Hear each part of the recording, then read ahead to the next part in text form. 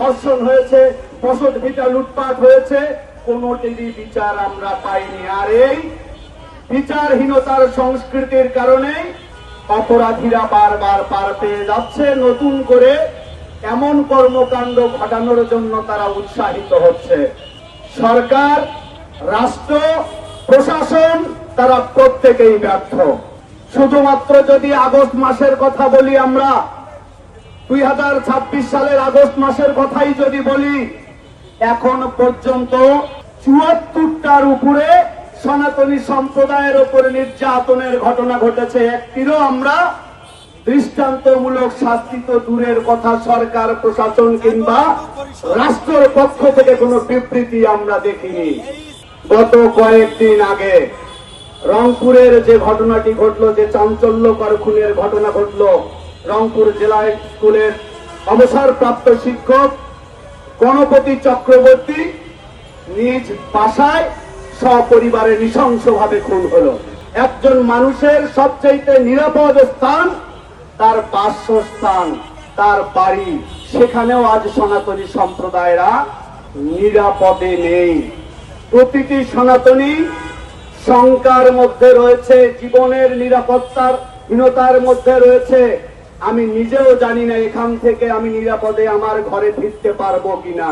আমি জানি না আগামীকালের সূর্য উদয় আমি দেখতে পারবো কিনা। আমার সোনার বাংলা উগ্র জঙ্গি মৌলবাদীদের আস্তানায় পরিণত হয়েছে। দুঃখের সঙ্গে বলতে হয়, এমন একটি ঘটনা ঘটলো, সারা বাংলাদেশ নয়, বিশ্বের প্রত্যেকটা বিবেক সম্পন্ন মানুষের বিবেকের নাড়া দিয়েছে, হৃদয়ে রক্তক্ষরণ হয়েছে। অথচ সরকারের পক্ষ থেকে এ বিষয়ে এখন পর্যন্ত কোনো বিবৃতি দেওয়া হয়নি, সরকারের পক্ষ থেকে কোনো ঘোষণা দেওয়া হয় নাই। বরঞ্চ স্বরাষ্ট্রমন্ত্রী বলেছেন, আমরা তাৎক্ষণিকভাবে উদ্যোগ নিয়েছি বলেই 2 জনকে গ্রেপ্তার করা হয়েছে। 2 জনকে গ্রেপ্তার করা হয়েছে, সিদ্ধার্থ আর মুগ্ধ দাস। আসলেই কি তারা অপরাধী? তারা কি এই ঘটনার সঙ্গে সম্পৃক্ত? কিছুক্ষণের জন্য হলেও মেনে নিলাম তারাই এই ঘটনা ঘটিয়েছে, মেনে নিলাম এরা 2 জনেই 4 জনকে হত্যা করেছে। তাহলে প্রশাসনের পক্ষ থেকে বারবার কাদেরকে আড়াল করবার চেষ্টা করা হচ্ছে? সরকারের পক্ষ থেকে সরকারের মুখপাত্র হিসেবে রংপুরের পুলিশ প্রশাসন যে বিবৃতি দিয়েছে, ঘটনার পরের দিন অনেকটা 5ম শ্রেণী 6ষ্ঠ শ্রেণীর শিক্ষার্থীদের লেখা গল্পের মতো, সেই গল্পে অনেক গরমিল রয়েছে। তারা প্রথমে একটা বলল, 2 দিন পরে বিবৃতি দিয়ে আবার সেটার পরিবর্তন করলো। তারা বলল মুগ্ধ আর সিদ্ধার্থ পাশের 3 তলা বিল্ডিং এর ছাদ থেকে গণপতি চক্রবর্তীর 2 তলা বিল্ডিং এর ছাদে এসেছিল ইয়াবা সেবন করতে। তাদেরকে বাধা দেওয়ার কারণেই তারা সপরিবারকে নৃশংসভাবে হত্যা করা হয়েছে।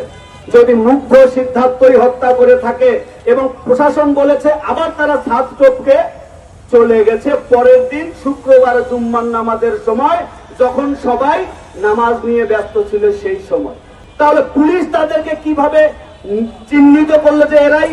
পুলিশের পক্ষ থেকে বলা হয়েছে তারা খুন করার পর নিহত গণপতি চক্রবর্তীর বাথরুমে ঢুকে তারা স্নান করেছে, গোসল করেছে, তারপর খুব ধীরে শান্তভাবে তারা ফ্রিজ থেকে শসা বের করেছে, খেজুর বের করেছে।